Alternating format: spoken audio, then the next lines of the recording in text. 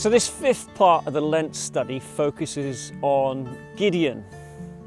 God's people are oppressed by the Midianites, and so they cry out, they're afraid, they cry out to God, they need a leader to help them get back on track, and God answers. But as we've seen before, God doesn't always seem to choose the right people to lead stuff. Gideon's threshing wheat, but rather than doing it in the open air where the wind would blow the chaff away, he's doing it at the bottom of a wine press, which means he's working really hard, getting hot and sweaty and frustrated, and achieving very little. And it's there that God's messenger comes along and says, "Hey there, mighty warrior, God is with you." And Gideon's a bit puzzled. One thing leads to another. Gideon takes a little bit of convincing, but eventually realizes that God's calling him and he's going to use him. What happens next should be a really great encouragement to any of us who struggle to find enough people to engage in the battle. You see, Gideon actually does quite a good job of recruiting fighters to go to war with him, and before we know it, he's got 33,000 men ready to go into battle. Now, I realize that's not how it tends to work out for us these days. You're looking for someone to help with a children's service or an outreach mission or the food bank or whatever, and we're always struggling to find people. God's got this thing about always wanting to be the center of attention, the one who gets all the credit. So what he does is he eventually whittles that number right down to a slightly bonkers 300 against the whole Midianite hordes. So why is that good news for us? Because God has this thing about winning big battles with small armies, about doing huge things with little people. Just finished reading Gladys Aylward's biography. She was a 1930s missionary to China who just achieved so much, and I'm so overwhelmed by how much she managed to do in the name of God. And I understand she was only about 4'11", but in heaven's eyes she was huge. God's got this thing about getting all of the credit, you see.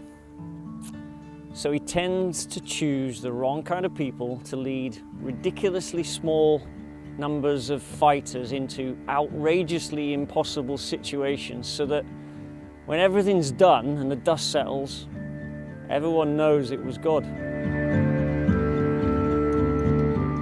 Just take a minute to think about the strategy. First, God shows Gideon, the leader, that the battle is already won. Then Gideon gives his warriors some specific instructions to do with jars of clay with a torch inside it and a trumpet to blow and a command to keep their eyes on him. So they do, they keep their eyes on him, and when Gideon gives the word, they break the jar, revealing the light, they make a big noise, and God does the rest. Now listen to what it says in 2 Corinthians chapter 4. In verse 5 it says this: "You see, we don't go around preaching about ourselves, because that would be blowing our own trumpet, and God's not too keen on that."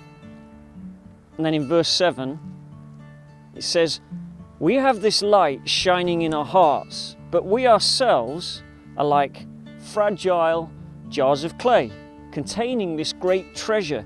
This makes it clear that our great power is from God, not from ourselves." Our leader is Jesus, and he's saying, keep your eyes on me. He's saying, don't blow your own trumpet, but make a big noise about me.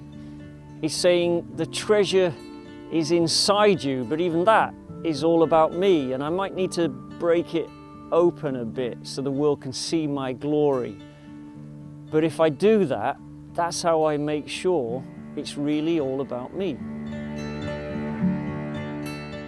You know, we could make it all about us, couldn't we? My church, my service, my needs, my parish. We could put all of our effort into those things, and well, it strikes me that if we do, we just end up back in the wine press, thrashing about, working hard, getting hot and sweaty and frustrated, and achieving very little.